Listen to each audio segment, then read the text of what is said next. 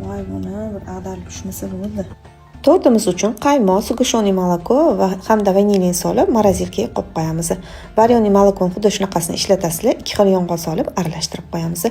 Qaymog'imizni yaxshilab ko'pirtirib olamiz yarim soat turgandan so'ng. Nachinkalar xohishga qarab, men shokolad, banan, malinalardan foydalandim.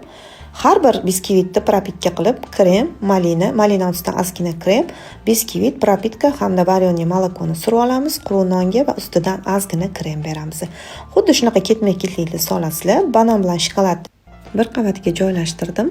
Kremimizga malinani ezib, suvlarini chiqarib, o'zini solib aralashtiramiz. Bu juda ham zo'r krem bo'ladi. Oxiriga biskvitimizni yopib, morozilkaga bir kunga qo'yib qo'yamiz.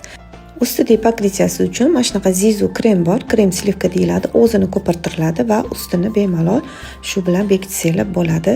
Yaxshilab tekislab olamiz va oxirida mana shunaqa maxsus o'zini klyonkasi bor, shundan olsanglar tortilani usti tekis bo'ladi. Ustiga ganaj uchun qaymoq, glukoza, shokoladni aralashtirib eritib olamiz va ozgina muddat muzlagan tortimizni ustiga qo'yamiz. Xolodilnikda 15 minut tursa bo'ldi, keyin ustiga ganaj quysanglar bo'ladi. Ustidagilarni hammasini xohishga qarab bezatsanglar bo'ladi. Xohlasanglar fruktlar bilan, xohlasanglar shokoladlar bilan, albatta bu xohishga qarab. Ustini yasatmasanglar ham ichini o'zi mana yeyib turadigan. Biskvit retseptini esa oldingi reelsdan olishingiz mumkin.